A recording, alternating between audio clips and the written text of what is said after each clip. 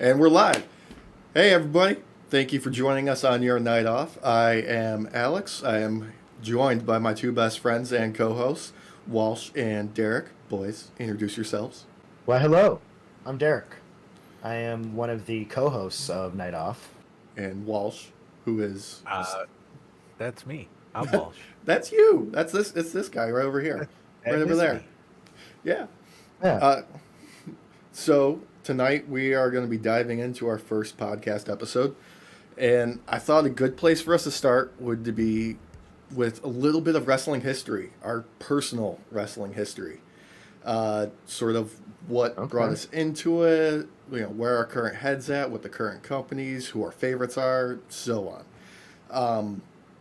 Initial stuff right off the bat, we are probably never going to be able to keep up with news, so this is going to be a lot of reminiscing and just talking about where we've been and some of our favorite memories. I think as we get more comfortable with a lot of this, you might start seeing more up-to-date stuff. But yeah, give us a little time. Yeah, exactly. Like for now, we're getting our baby legs. We're learning to walk. We're figuring things out. It's gonna be a journey. We appreciate you coming along for the ride. Exactly. Exactly.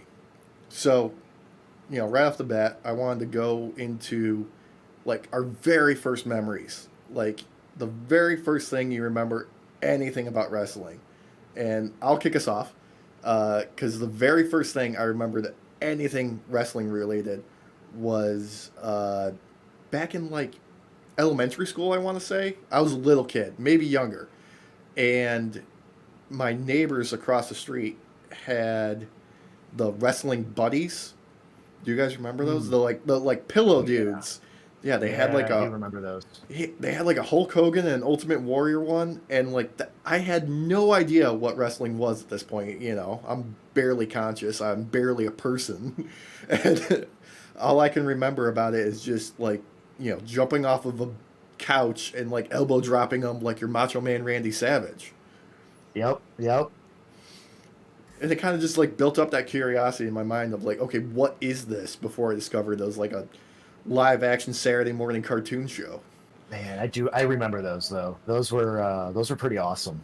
Yeah, my cousin had a few of them, at least a couple of them I know, and it was one of those, what are those and why do I want them? Yeah. There was something iconic. It drew you in. You didn't know why. It was just It's like, like, what are you? this is like a stuffed animal made for you to elbow drop. Like, I'm in. And get out all of my aggression, just all of it. Practice your figure four leg lock. Yeah, I think I saw a few of those. I know I saw the commercials for sure. Uh, but I remember Macho Man's and I remember Hulk Hogan's specifically. There was a neighbor kid that had a couple of them, but I never had one myself. Yeah, me either. It was something that I never like grabbed a hold of and like saw in the store and like was able to pick up. It was just something that they already existed. They were just there. Yeah, I was pretty jealous. I'm not gonna lie. But Derek, what about you? Like, what's the first thing you remember about like anything, even wrestling related? My earliest memory of wrestling is either the 91 or 92 SummerSlam. Okay. I remember going over to my parents' friend's house. I was, playing with all the kids and stuff, but we ended up watching wrestling for most of the day. And I don't remember the matches specifically, but I remember the crowds. And I remember it being like out on the beach, and it was just wild. And I was hooked, just absolutely hooked. Yeah, it was something that you've never seen before. It's so bizarre, and you're like, what are these grown, muscle bound men doing? Like, Yeah, why is this I happening? honestly, like, up until that point, like, I don't know if I was building memories or not. I mean, I was a little kid, I was like 5, but I remember the crowd's going nuts, and all of us kids went from just like goofing off and playing to sitting down and just watching.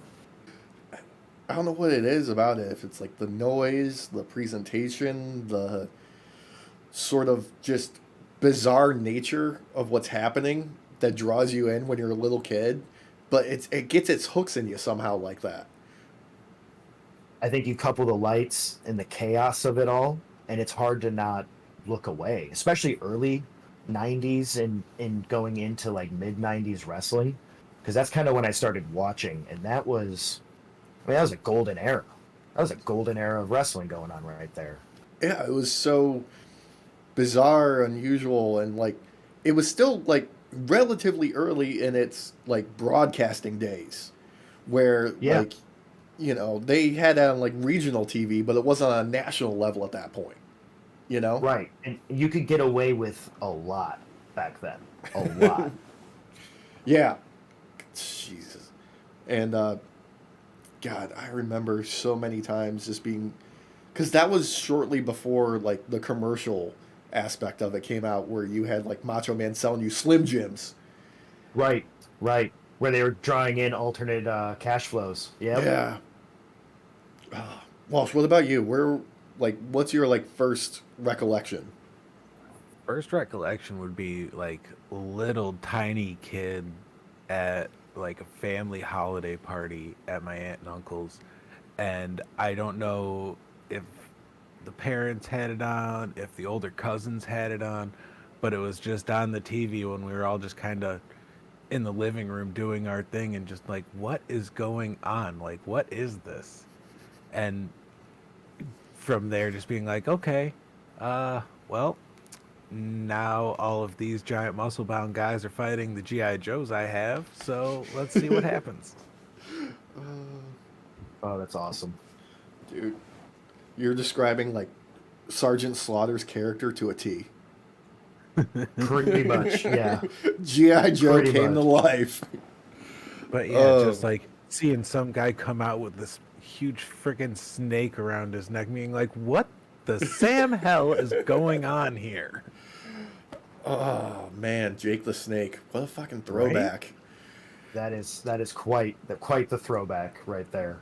Dude, being terrified of a grown man with a snake. You don't know what he's going to do with that snake. I It's going to don't come at care. you. I Well, don't and like care now if as an they're like, adult, you're just like, well, what about the snake? Is he having fun? Oh, I hope so. Is he enjoying himself? I don't know. Like, did you boys have the a lot of the like the action figures, I wrestling action figures?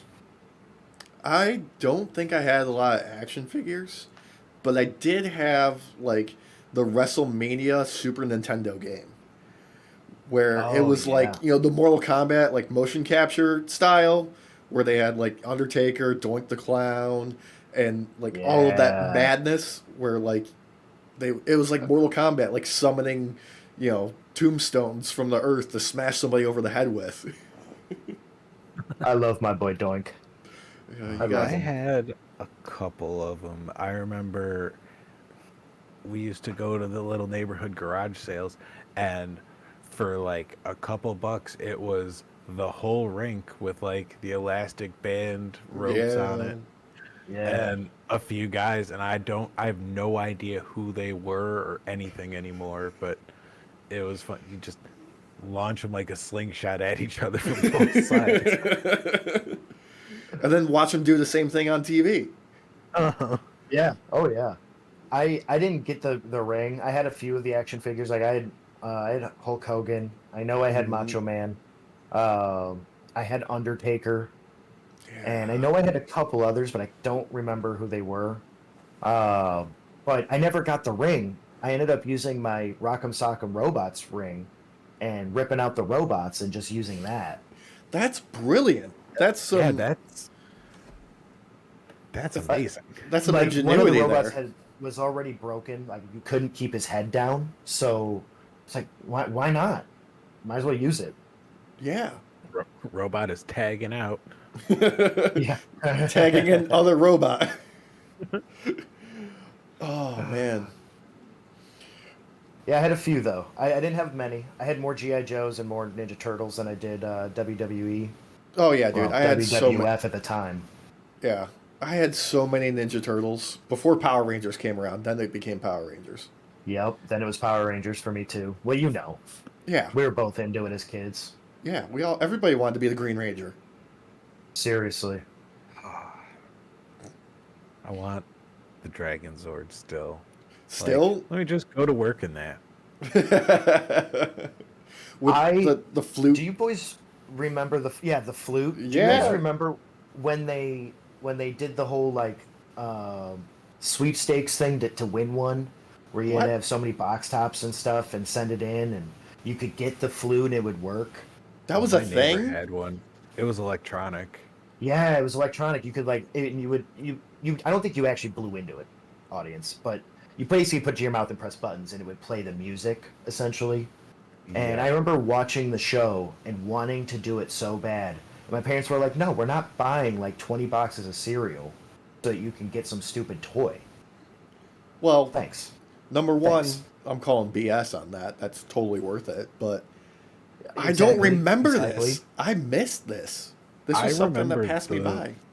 the dagger whistle thing because it might have been my neighbor or it was my buddy who lived like a neighborhood over because he had fucking every Power Ranger toy.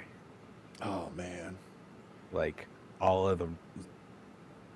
What is all five of the dinosaurs that go into one, the Dragon Zord, you could put them all Yes. together. I was always so jealous. It's like, I want that. Yeah. I had OG Megazord. Uh, Yeah. I did I did not have the Dragon Zord. I did not have the Brontosaurus. I I did had have that. I know you did. I know you did. I was so goddamn mad when I saw that. I was like, "What? Oh. What?" That Oh, thing was you're like $120 when it came out back then. yeah, but my old man was unscrupulous with his methods of acquiring capital. Very true. Very true. R.I.P., bro. R.I.P. Not so much. Rest in piss. Little. Yeah. Yeah. Well, yeah. But no, I think I had the second generation with the when they did the more of like the Chinese kind of Yeah, themed with the dragons and everything. yeah, it was like a dragon and like a foo dog, and Yeah. oh god, what was the other ones? It was I like guess one I like a. shouldn't say Chinese, but Asian themed, just in case, because I bet it was drawn from a lot of different sources. I mean, I have no But idea. It was Thunder Zords. That's what they were. They're Thunder yeah, Thunder Zords. Swords. Yeah. Yes. Oh man. God. Man. Yeah. Toys, everybody. Everybody loves them. I mean, we all have Everybody loves them. memories associated with them. But True. about what time did you like stop paying attention to wrestling? Like, when did you drop off, so to speak? Well, I guess I'll go first Yeah. if nobody minds. But I watched it for a while, up until pretty much when uh oh geez, I'm sorry, forgetting his name at the moment, but the Crippler The when Crippler? he um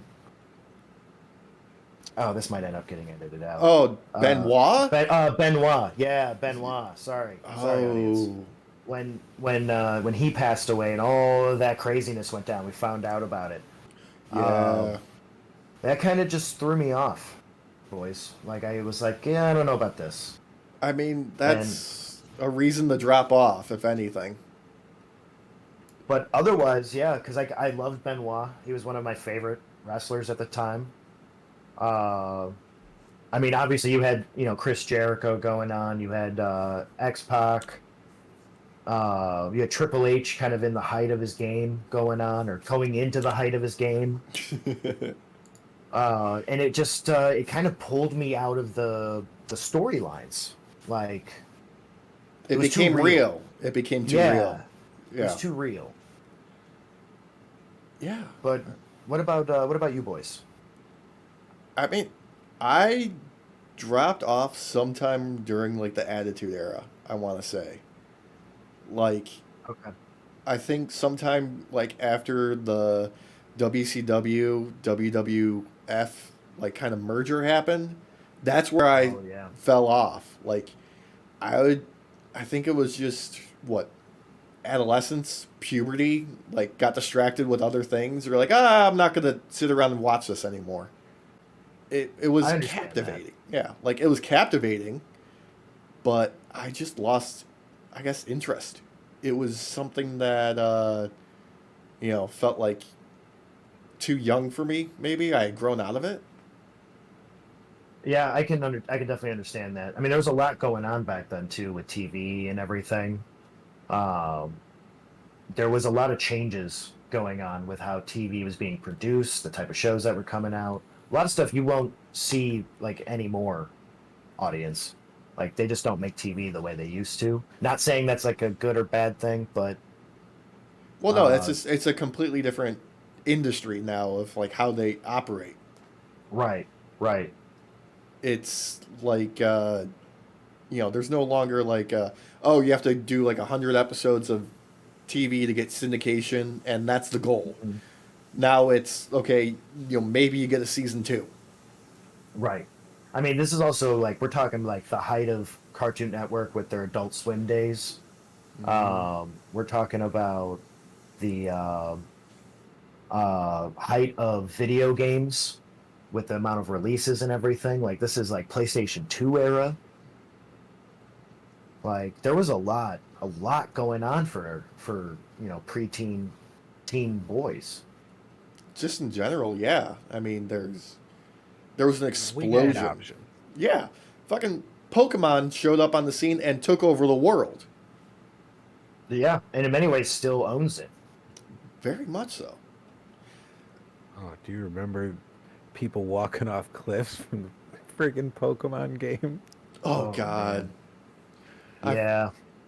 Like, you gotta at least realize you're still in reality, and there's rocks and shit you can trip on. it's like that. Like, Oh I God. pay attention and trip on shit. Seriously. Seriously. It's like that old Tom Hanks movie from before he was famous. Was it Monsters and Mazes, where he thinks like his D&D game has become real? Yes. Oh my gosh, that is an That's old movie. yeah. Yeah, that's ingrained back here, right where like all of my knowledge of algebra is supposed to be. Oh man. I don't think I've seen that movie in at least 20 years now. Dude, that was definitely like on one of those things where they would like air it at like 2 a.m. on like TNT when they got nothing else to play. That's Yep. crazy. Nice throwback. When did you drop off of wrestling though, Walsh? Oh, it's weird to say, but there's never really been a high point for me for watching it. Maybe in God, this would have been well, it was the Nintendo 64 WW, was it still F at that point game, I think so, not the yeah. Panda Bear. I believe so, yeah. Yeah.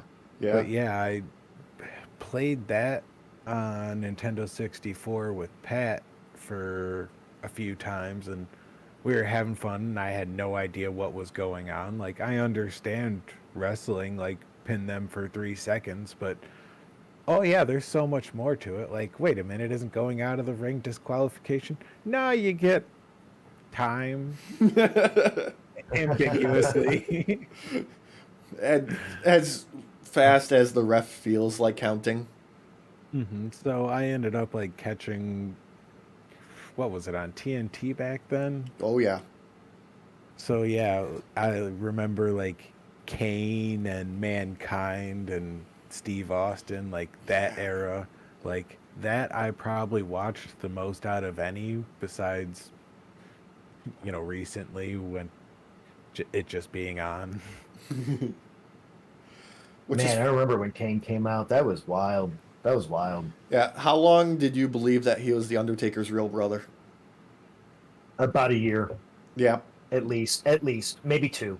I don't think I ever knew that was even a thing at the time. That was the sell. That was the sell. Actually, was that he was his younger, like more disturbed brother. Yeah, that had like been set on fire as a baby. Yeah, and had like this whole revenge arc of wanting to kill his brother and stuff. Till they teamed together and became the Brothers of Destruction and just ruled. Yep, yep. Hmm. But yeah, no, I never got any of those story plots. Oh, we're gonna revisit some of those plots for you. We're oh, we gonna, will. yeah, you're gonna get Good, to experience the whole thing. I remember the funny thing I remember is like Steve Austin putting a snake in someone's truck or some shit. Like, are you kidding me?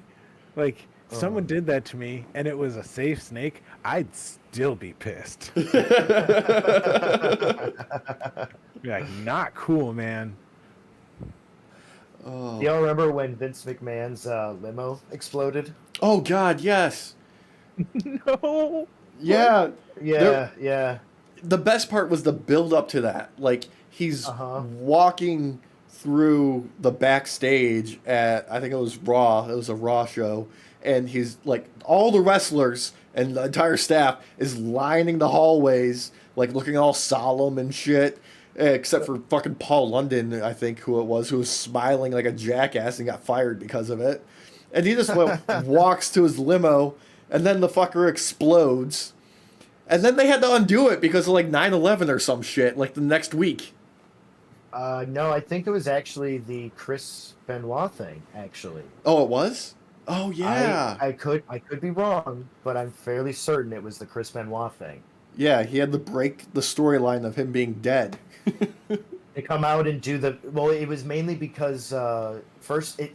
So, audience, if you don't know, after the incident happened, I don't want to explain fully. We can save that for another time. Yeah, we can But deep dive on after that later. Yeah, but after the incident took place, they initially made this whole song and dance for Chris Benoit. Like this, just like whole sob story, like send off and all that, which is understandable because a lot of these people were really good friends with him, moved on show to show with him, knew him for years, and then they found out what actually happened, and they had to make a new promo where Vince McMahon has to come out and do this whole thing about how like words will never be spoken of this individual ever again or something like that. And yeah, I'm fairly certain that I want to say that's what broke the storyline completely, because it was supposed to be like Stone Cold was the one that blew up the limo or whatever. Of course, that would be his like final victory over his mortal enemy, Vince McMahon. Exactly. But oh man, just some wild fucking storylines in those days. It was Seriously though. like there was the custody of Dominic Mysterio between Eddie and Ray. Yep. I remember that. That was a wild storyline. Oh God. Of course, Dirty Dom now is at the top of the fucking food chain. He's kicking ass. Yep. Eddie, R.I.P. He was one of the greatest. Lies, cheats, and steals, baby. Steals your heart. That's what he does. Seriously. Mm. To me, he's part of the golden years of wrestling overall. I would say He's one of my better memories. I would say he's on my Mount Rushmore of greatest of all time. I actually agree with that completely. I can think of very few shows that I watched him do that were not awesome to some degree in one way or another. Either he's somehow turning people's moves against themselves, or, lie, cheating, and stealing his way to victory. It was just always a good show. I mean, his work with the chair shot of setting somebody else up for a disqualification is still fantastic. Seriously. It still works. Seriously. But that's actually a great segue into just your like current and like all-time favorite wrestlers. Okay. Yeah. Why don't you start us off? Okay, like all-time, I mean, we already talked about Eddie. Eddie's a goat, if not the goat of goats. Bret Hart, because Oh, yeah. I'm excellence in execution. He's so damn good at just in the ring. I mean, what that man could do from the most dangerous rope, thank you, OSW, the second rope, was just baffling. Yep. He could make you buy into so many things. And let's face it, he had a good hand in creating another all time great, Stone Cold Steve Austin. Yep. Yeah, I agree. I mean, and Stone Cold, to this day, top merch mover, one of the most recognizable men in the industry, probably, what, second to The Rock and Hulk Hogan, as Right. far as like mainstream appeal. Yep. And I mean, he was a good technical wrestler too. At any point, if the show started leaning in a certain way, you knew he was going to be able to start doing grapples and stuff that would still entice the audience. and talk about get a guy who can get the crowd to do whatever the hell he wanted them to do.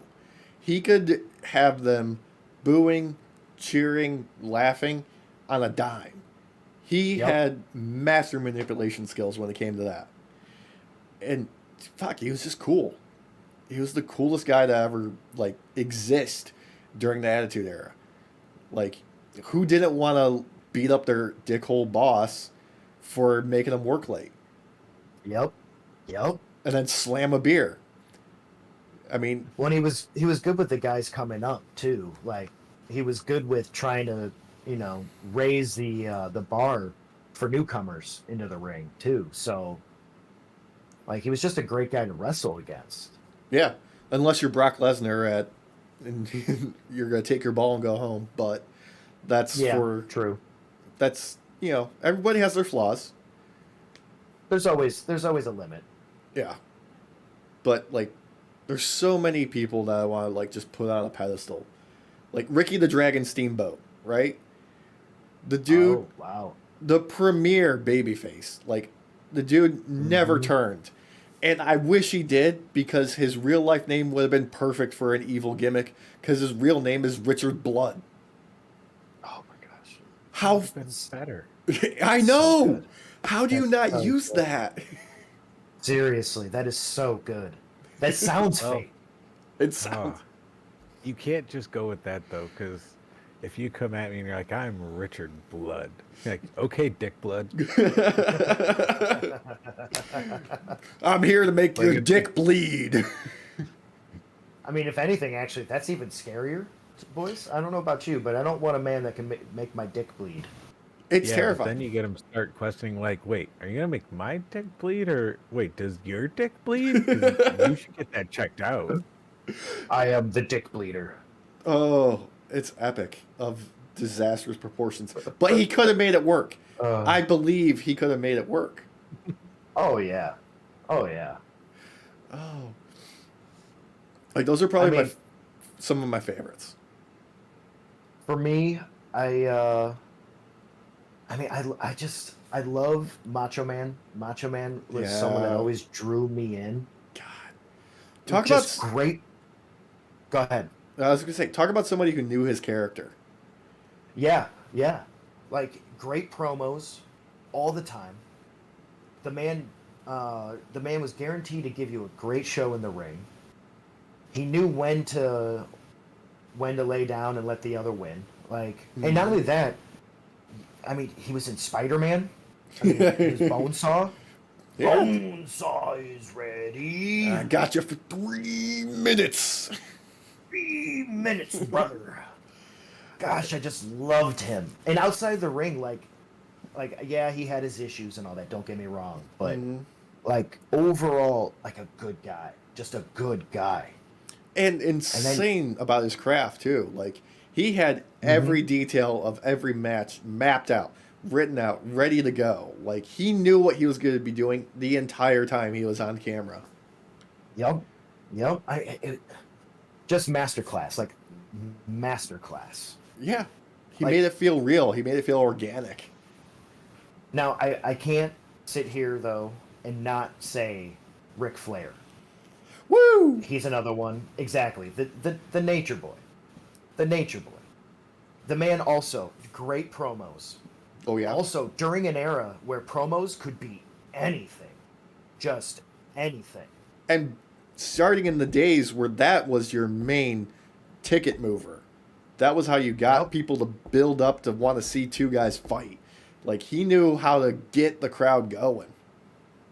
And just seriously, like an expert at making the crowd love him. Mm-hmm. Not love him necessarily, but that hate kind of love where they want to be him, but they just hate looking at him and hearing him because he's so arrogant. It was such a good character he would always play.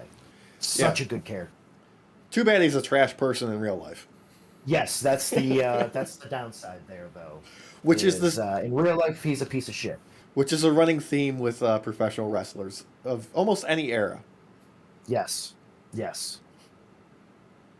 But if we're gonna go about like anyone kind of more nowadays that I think is like still the older crowd and I think deserves recognition is obviously we have CM Punk. Got to go with Pepsi Man.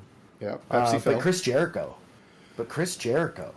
The man who can reinvent himself an infinite number of times. Over and over and over and over again. And it sells. Like, he has got not just, like, great in-ring ability and mic skills. He has got probably one of my favorite promos of all time where he introduced himself as the man of 1,004 holds. And he's just reading off arm bar, arm drag, arm wrench, arm bar. Oh my gosh. Like if any of you have never seen Chris Jericho, we'll talk about him at some point. We're going to have to highlight him because this man has had quite the career. Just quite the career. I mean, you got the Lionheart Chris Jericho. You've got Y2J. See, that was my favorite time too. Yeah, that his music at that point with the break the walls down was so it was so good. I mean, okay, so his Japan days though are amazing too. True. You can't discount his time in Japan. No, you can't. It shaped him. Along with his time in Mexico. Especially for like this like recent kind of stretch for him, I think Japan is really what kind of shaped all that because he's like a different beast now. Excluding the Painmaker gimmick, because yes, I mean I still don't get it. He's an intergalactic bounty hunter who is in love, but he kills serial killers exclusively or something like that. He's an alien. I don't know. I don't know what it is. I need a flow chart. It sounds like a good sci-fi movie late at night. I'm the pretty man sure is a showman. Yeah. He is a showman. First and foremost, yes. He will put on a goddamn good ass show. And he will wear an awesome scarf. Just like someone else is able to, but I won't speak of him. He's not in my very top yet. He isn't? He's good. He's not in my very top. He's right there at the cusp, though. Yeah, and I see where you're getting. He's still young. He's got a long career ahead of him. Let's hope he maintains it. And God, he's got potential though. He's got the potential. If he can keep up this character, whenever he is on camera, for like still going, the amount of respect is just going to keep growing. Just the amount. I know Walsh, you know who we're talking about here. That's okay. That's fine. We'll have to do a highlight of him at some point too. I am all for that. I can talk about Maxwell Jacob Friedman and just give him all the flowers for days. Yep. Well, now I know. I gave it away. Did you bastard? You bastard. Oh, You bastard.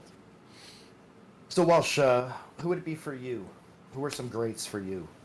Top of the list, it's before any of us, but you gotta go Andy Kaufman. Oh, yes. Ooh, yeah. I mean, yeah.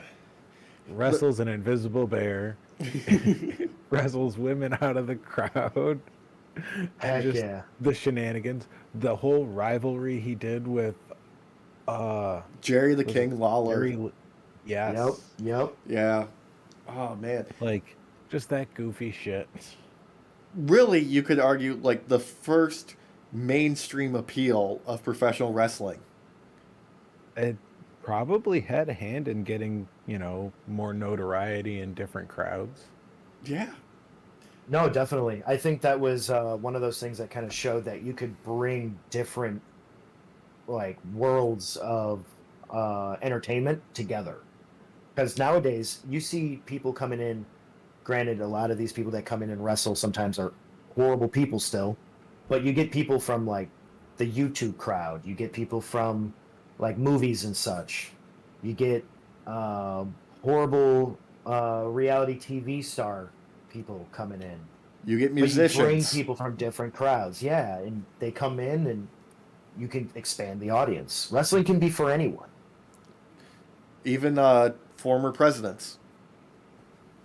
Yep, yeah. Even a man who led an insurrection. Yeah.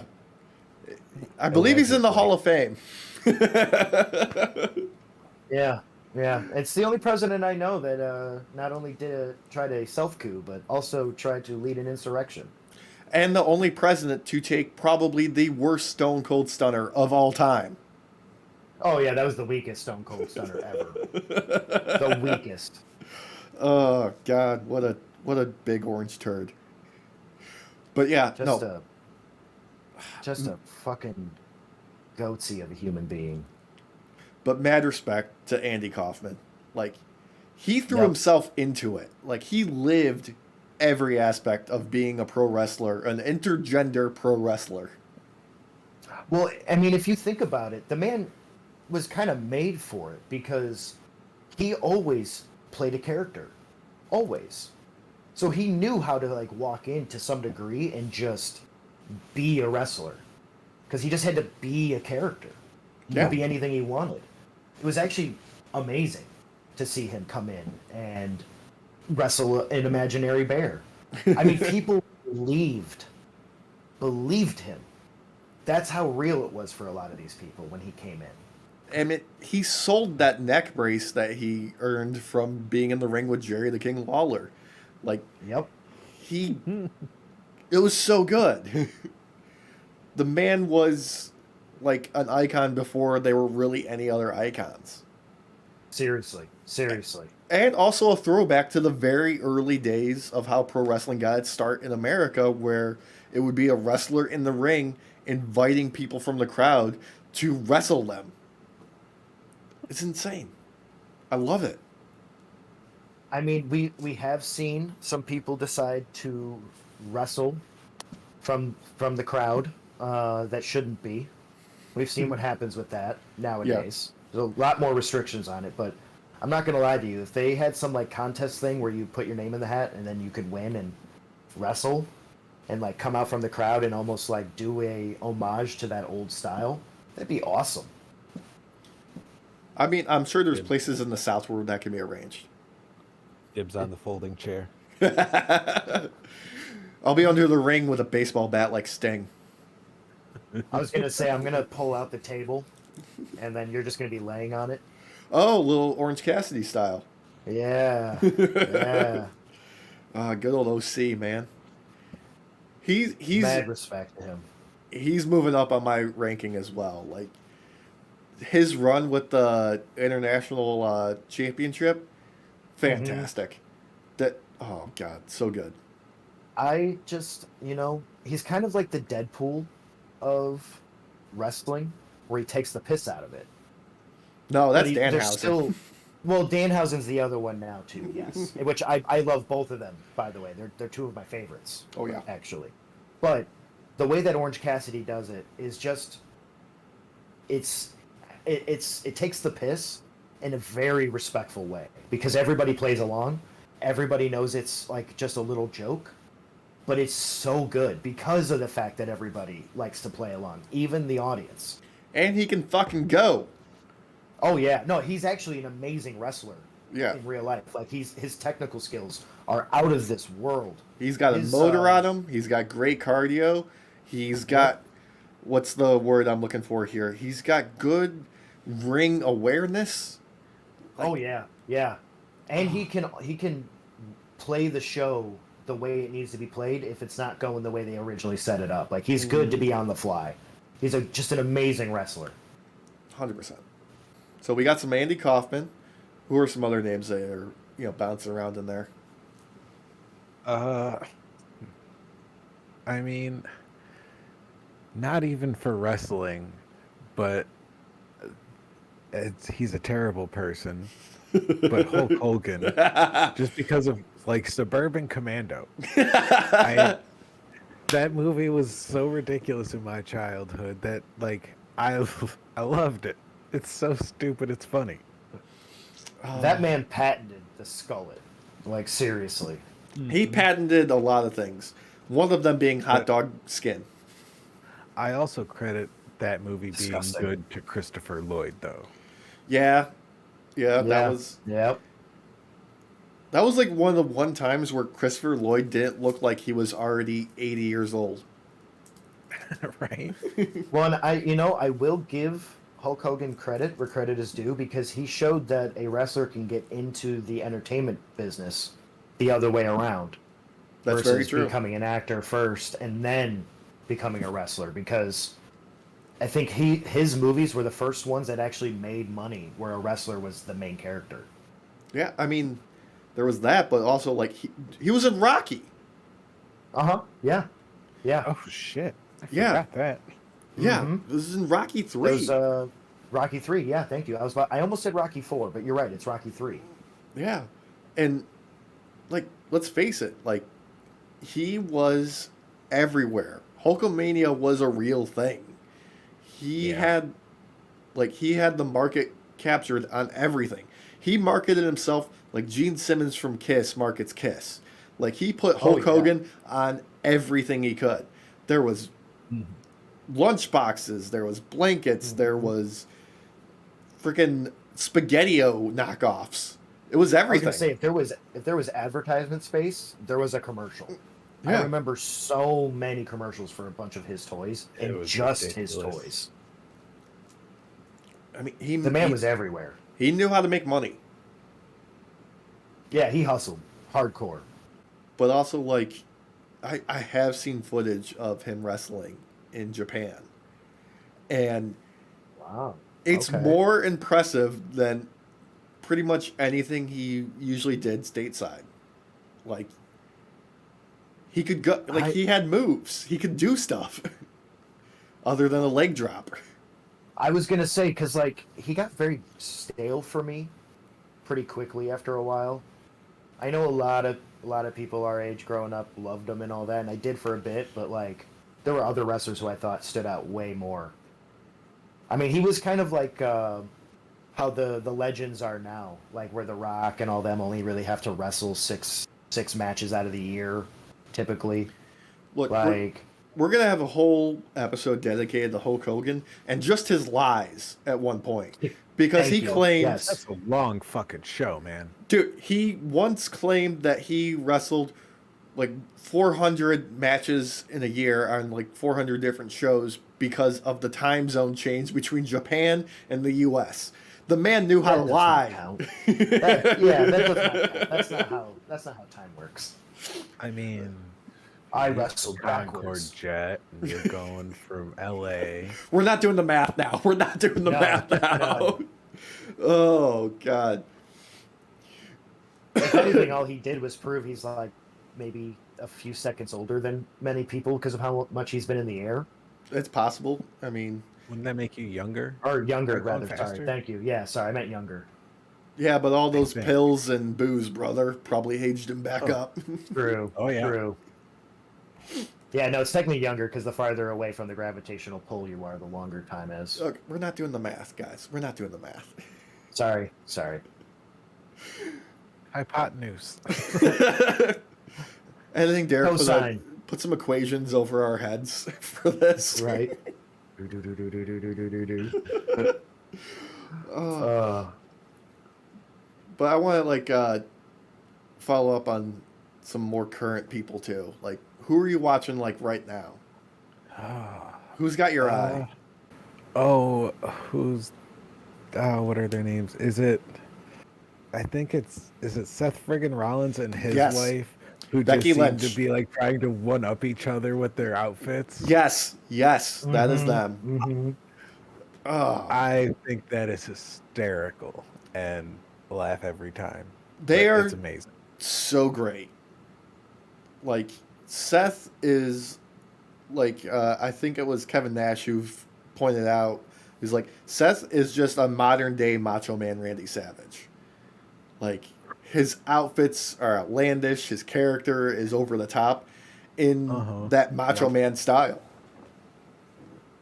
I love that he pays it forward though, him and his wife, Hmm. because they're not far from Walsh and I technically. They're just one state over in Iowa Yeah, I think he's got a and wrestling school in Davenport. Davenport, yeah. Yeah. And audience, shout out if you're in the Iowa area, definitely check out his wrestling school if you're wanting to give it a shot. I took a look. Um, at the time, I was not ready for the amount of damage that the ropes apparently can do to your back, Oh, and I fuck chickened yeah. out. But at some point, I'm gonna try out his school. I Yeah. want to try it out. Uh, Black and Brave Wrestling Academy, not a sponsor, but there you Not a go. sponsor, but yeah, check it out. He pays it forward to the community. When I was looking into it, it seems like he actually has like a great relationship with Iowa itself, and he's a great guy. I mean, like us, he's a Well, that's Midwestern good to boy. hear. One gripe then, since you brought that up, I have yet to hear him say "ope." Have you seen Give me an ope. his? Have you seen his last meals with? I think it's Mythical Kitchen on YouTube. Yes. Yeah, Yep. he seems like such a nice, like down to earth guy who has just learned to appreciate where he is at life. But I wish he That's what I was. mean. Yeah. I want him to bring back a little bit more of his younger characteristics, where he was a little bit more wild, like waving the fucking championship belt around his head on the stage at Yeah. WrestleMania.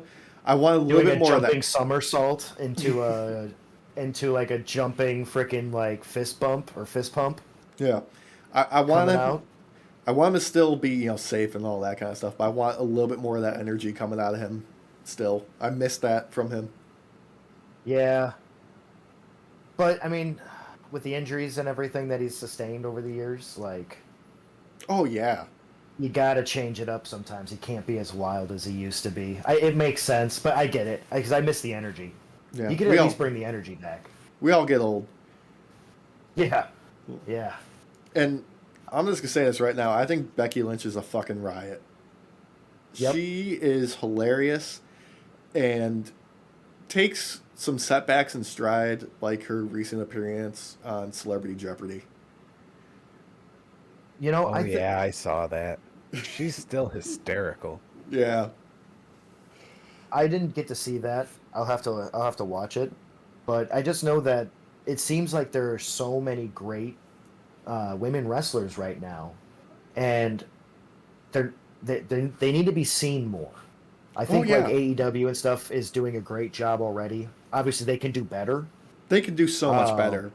so much better. But I feel like they're kind of setting the minimum standard The minimum with standard being women's the minimum standard being one woman's match per show.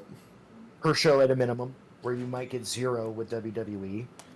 They did pretty Uh, good with they're recent NXT show. Yeah, I did want to say that though. I did want to give them props for NXT because with NXT you do see more women's wrestling, Mhm. and I, I I don't know. I feel like women's wrestling doesn't always get the airtime that it deserves. There's some great technical wrestlers in the women's rosters on many of these different platforms. I think what it Oh is yeah. they don't get enough storyline attention, in my opinion. That too, yeah. What's the shit? I'm bad with names, and this is a hard. It's like Asuka. Yes, Asuka's great. I love Asuka. Yeah. Asuka. Like Yep. I saw a match recently with Tim had on. Like, Jesus Christ, some of the stuff they do is how. Hey, how you do that? Oh, yeah, she's one of the she's I think my girlfriend's favorite wrestler, female wrestler, like her and Jade Cargill.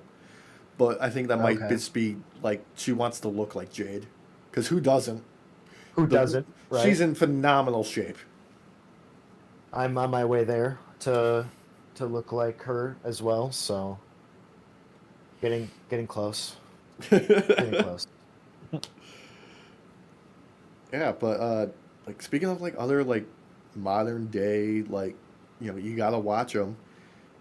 Besides Asuka, besides Seth, besides Becky, I'm gonna throw Swerve, Swerve Strickland, after his Texas Death Match with Hangman was Yeah. like I can't wait to see what he does next. I want him to keep going with this momentum. I want to see this guy strapped up. He was already super fucking cool. But now he just like showed the entire world like why you need to pay attention to him. Oh yeah. Yeah. Um. I didn't see it. I mean, I can show you it later on and make sure we do this on an empty stomach. It's Oh, brutal. no. It is some of the most It's brutal shit I've ever seen. it's a I crazy still got match. pancake belly. Don't do it now. My belly's all full of pancakes. Please Oh, no. So good. I'm gonna leave you with just two words on it. Staple gun. Yep. Uh-huh. Fuck. Yeah. Alex had texted me right after the match, and he was like, "Did you watch that?" And I was like, "No, I'm working right now." And he's like, "Oh my god, you have no idea. You have no idea." Yeah. And then I watched it that night, and it was just like, "Oh my gosh, was that a match?" That just hardcore matches, man. Hardcore matches. You get some craziness out of them. like I'm sure this is recency bias, but that might be the greatest like death match of all time. Uh huh. It's at least in the top three. Oh Very yeah. least. That was an amazing match. But yeah, Swerve. He's cool. He's got an unconventional wrestling style. He's got great presentation. Hmm. I mean, what more could you ask for a wrestler? That's a good point. Yeah, I'd say like one that's really making a name for himself right now. I spoke of him earlier. I was saving it for this portion, but MJF. So good. It's just like he's already great. I'm not saying he's not. I just feel like he's still in that early portion of his career where we're watching that rise still. And the guy cuts great promos. The guy is a amazing wrestler. Great at pins, great at submissions. I He's dude. he's gonna put on a show the entire time because of the fact that he never stops playing his character. Ever. There's that, but like his in ring, he can still surprise people. Just at full gear, he did that over the top rope cutter to the outside. I have never seen that Yeah. before. I'm sure it's I'm been sorry, done. I forgot about that. You're right. That was amazing. But that's what I'm talking about. Like the guy continues to impress. He's continuing to push the limit of what he can do. And like every from his early days of like backyard style promo cuts to now. I'm like, here the with progression. Tits McGee. Uh-huh. That's the one that you're thinking of. Exactly. Audience, if you don't know who he is, he tends to play more of like a misogynist asshole. Whenever he's on camera, he never breaks character. Just never breaks character. I don't think he breaks And- camera. He doesn't break it off camera either. Let's be real. I doubt he does either. But it just freaking sells. Oh, And his little scarf that he comes in with. hey, that's a Burberry It's scarf. I was gonna say, man, a Burberry scarf is not only classy, but it's such an easy accessory to be remembered by the audience. Yeah. He's got the charisma, he's got the moves, he's got time on his side. Yep. He's out there to, not just make a name for himself. He wants to be regarded as, the greatest of all time. He could do it. Greatest of all time. He Yeah. could do it. Yeah, I agree. I believe that his beef that he went through with CM Punk definitely catapulted his notoriety and fame. That alone, the way that was handled was just overall great. That was a career defining program. It really was. It really was. And CM did it, just like the master that he is. played the perfect part, had that little bit of a face mixed with heel, because he's never fully face, he's never fully heel. I mean, He's just Pepsi Man. yeah, we've touched on him a number of times. There might be some bias because we're Chicago Yeah. boys, but Chicago boys. CM Yeah. Punk, one of my favorites. He's Same. he's great in the ring. He can tell a story. He's nearly untouchable on the mic. He's just a prick in real life. That's just how Yep. it is. I was gonna say he's past that point of trying to play a character. He's just himself now. Yeah. It doesn't matter what name you put to him. He's just himself now at this point. I love it. I love it. He's always cut a great promo. His in-ring promos, I think, are his best promos personally. Oh my god, the one where it's just your arms are just too short to box with God. Yes. Yes. That line Oh, is so cold. Oh. just amazing. And again, that call out he did in ring against MJF was spectacular. Spectacular. The lead up to their dog collar match was the "Will you be my Valentine?" Uh-huh. Uh-huh. Ooh, ooh. It's just dirty. It's just dirty, and you might not like the man very much, audience. It's okay. You have to respect the man, because the man puts in the work. The man, he cuts everything that needs to be cut. He does it 110%, and he might smack you around a little bit in the process. Or somebody backstage. Or somebody backstage, exactly. I can't wait to see what happens with him in WWE again. Yeah, that's wild. So I haven't seen it yet, but at least as of taping this, I will probably have seen it afterwards. But it's all over the place. It's all over the place right now. He's a draw. Like that's what's got me so curious about him in WWE now. Like I believe that like it's a good environment for someone with his personality type to have a lot of oversight and control. But Yeah. the transition from him being in AEW, where Tony Khan literally bought Ring of Honor as a gift so he could have his library, so he gave him his own show on Saturday nights. Like, Yep. going from that to now being in WWE, where there are probably going to be some people who are going to be a little bit upset about him being there. But they're adults. I'm sure they can get over it. Fingers crossed. Knock on wood. / sarcasm. Whatever you want to say. But, like, I don't know how that's going to affect him going forward. Will he be able to readjust?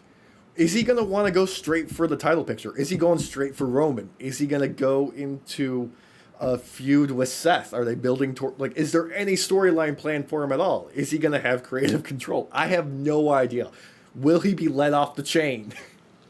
I think personally, I think WWE, this is going to sound a little negative, but I personally feel they initially will have all the hype and stuff with him, and then they're going to do what they always do, and they're just not going to use him. I You're mean, going to get that initial bit with him. He's going to then be put to the sideline storyline-wise for the most part after maybe a couple months, and then he's going to get pissed and he's going to leave. I mean, I can see that, but they've handled Cody extraordinarily well. Wait, okay, you know what? Actually, now that I'm saying that, that might be the storyline. What, he's gonna go to Cody? Like, it's gonna be... Well, no, like that he's like only in it for a short time. That might be a real storyline. Which wouldn't be bad. Like, It wouldn't be. that first Let him year... be the hothead that he's been shown himself to be, and make it look like he's walking off. I mean, that first Like year... you could do a whole thing with that. Yeah. It worked in AEW. Yeah, that first year before he injured himself was fucking immaculate. I'm going to say it. Uh-huh. Like, that was, like, one of the greatest runs I've seen in wrestling. Like, everything, like, the build to the story, the title match, the feud with MJF, all of it worked. Yeah, it just was, the arc was amazing from Mm-hmm. beginning to end. But I love that he doesn't want to stay pigeonholed in one spot though. Like as sad as I was to see him leave AEW, me and you were talking about this right after he left AEW, or right after Mm-hmm. the firing rather. Like we both were wondering, is it going to be WWE that he goes back to? Is he going to go somewhere else?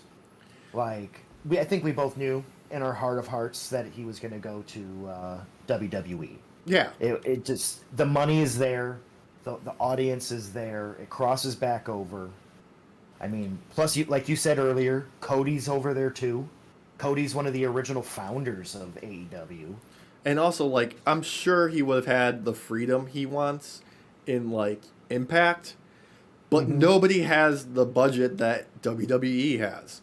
Like, Right, they right. showed up with a truck, a dumpster truck, full of money, and just poured it on his front porch, and he loaded it up in his G Wagon and drove off to the Mm-hmm. United Center. Oh yeah, and that was the other thing I was going to bring up. How amazing is that? That they had the smarts to premiere him at the United Center, Well, because like I can be negative about WWE at times because sometimes I feel like they really mess up stuff like this pretty easily. This went off without a hitch. yeah. Like, legitimately, I didn't see too many spoilers day of. Like, I think the only thing I saw was Cult of Personality had just been reissued or remaster like a couple days ago. Okay, okay. Yeah, And because that was okay. it. Yeah, so for me it was your text when you sent me the text. Oh, no, Pepsi like, Man. he's Pepsi back. Man in WWE. He's back. I was like, oh my gosh. So I flipped open YouTube immediately, Hmm. started scrolling it. Like, my feed is just filled with Pepsi Man. But nothing showing me what happened. I had to wait till, well, after this recording to see it. Future Derek knows. Yep. That's the one thing I am still a little bit salty over is I had the opportunity to get tickets to see him when he debuted with AEW Oh, yeah, because yeah. they were teasing it. We could have gone. That was that February show. No, that was That was COVID time. it was just after. It was It was like this just after the lockdowns when everything was kind of easing up. I yeah. think it was February. I think it was the February show. I could be wrong on the exact month, but I know it was like during like the easing up of lockdowns and stuff, I believe. Yeah, it was August 20th of Oh, 2021. okay. Yeah, so I'm way off Way on off, the dude. month, but at least was right in the idea that it's just like during the time when we were starting to come out of our little crevices and caves and see sunlight again. I mean, Illinois was a little bit still heavy with the restrictions. Yeah, yeah, rightfully so. Though we were still getting outbreaks pretty crazy during that time. So I would have masked up. I got vaccinated. I was ready to rock and roll. yeah, I was vaxxed up. Um, that was during, was that right after the initial vaccines? I think had come out Probably. before the boosters and all that crap. I don't know. I got my Uh, vax card in the suitcase somewhere. yeah, mine's in my wallet. I was a nerd and I laminated it. You weren't supposed to do that. Yeah, Yeah, yeah. that's kind of how you get the new one. Yeah. So I had to get, yeah, I was gonna say, so I had to like cut it out the first time I laminated it because I realized you can't laminate it. And then I did the laminate sleeve that you can, it's like it Oh, like sticks together the peel and you back. just open it up. Yeah. Uh-huh. Okay. Yeah, Okay. so it's in that now. Yeah. I was dumb. Audience, I'm an idiot. Oh. Uh, if you've seen any of our any of our other content that we've been doing, I'm an idiot. I'm It's very apparent. dumb. Yeah. I'm very dumb. At Night These Off boys Pod on deal with it. YouTube. I don't know how. Yeah, Night Off on YouTube. Yeah. Yeah, I don't know how they've been dealing with me for years. Because we've known you forever and we're just as big as idiots. Yeah. That's absolutely true. I think you guys get the upside of being able to leave at some point. Like, I'm stuck with me. There's no turning it off. I have to just listen. Yeah, I mean, maybe, I've learned to like stop listening to me to some degree, but it's always kind of there. maybe we could hook you up with one of Elon Muskrat's neural links in your brain, and we could just fry So I that can, portion. it's guaranteed death. I Like, what didn't it kill like 90% of the mice that they tested it on? Like, thought it was okay. chimpanzees. Oh yeah, no, they started with mice and then moved up to chimps and then now they're trying to do human trials. Oh, This thing God. has like a 90% kill rate. Like, who wants to jump in on that other than his fanboys? You And actually, you know what? Go ahead, fanboys. Go right ahead. Try the Neuralink thing. Go right ahead. yeah, it's the millennial dream. Yeah, pay him that last bit of money, and then just set up your bank account to forever pay him the $8 a month for his fascist frickin' social media site.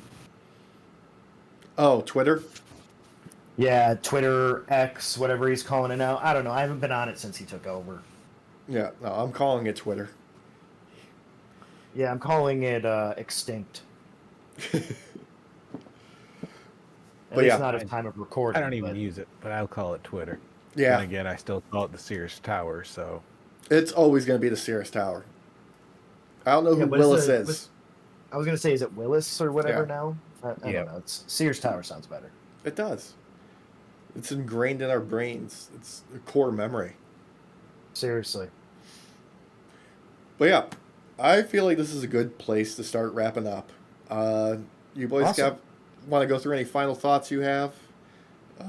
Anything that's like on your brain that you think that we should be talking about in the future? Things that you want to revisit that we need to dedicate some time to. Well, I feel like we should probably come back to some of these older days of wrestling. Mm-hmm. I'd like to kind of visit some of the stuff that we grew up with, like maybe some of these commercials for some of these Yeah. products, because some of the audience might not know some of these things we're talking about here, and to give them some perspective. Obviously, I understand y'all can Google and all that, but I'd like to kind of visit some of those things and show that stuff off. Show off the older days of wrestling, the days where you could get away with a ton. I like next that. time we can get my reaction to the match Alex was talking about that already I don't want to watch. Yeah, we should do that too. Oh yeah, Yes. that's happening. That is gonna be a thing. Oh man. Uh, this will be in both visual and audio form. So if you're watching the visual form and you want to leave a comment about some things you'd like us to talk about, feel free. Oh Feel yeah. free. Drop us a line on YouTube. Hit us up on the social media. We're at Night Off Pod on everything: TikTok, Yep. Instagram, Twitter that we don't actually use. Whatever. Yep. We're out there. I think we're on Threads too, right? Yeah, we're on Threads. Technically. I don't know if anybody uses it, but we're fucking there. I do. I use it. It's basically Twitter with less anti-Semitism and less hate speech. I'm all for that. I'm all for less That's always a anti-Semitism. plus. Yeah. Yeah. It's basically the same thing but better. Yeah. Same thing but better. That was my nickname in high school. Anyway, thank you all for joining us on your night off. Feel free, Yes. subscribe. We're going to be on every platform we can get our hands on, and there'll be more of us in the future. Until then, we'll see you on your next night off. Have a good night. Have a good night.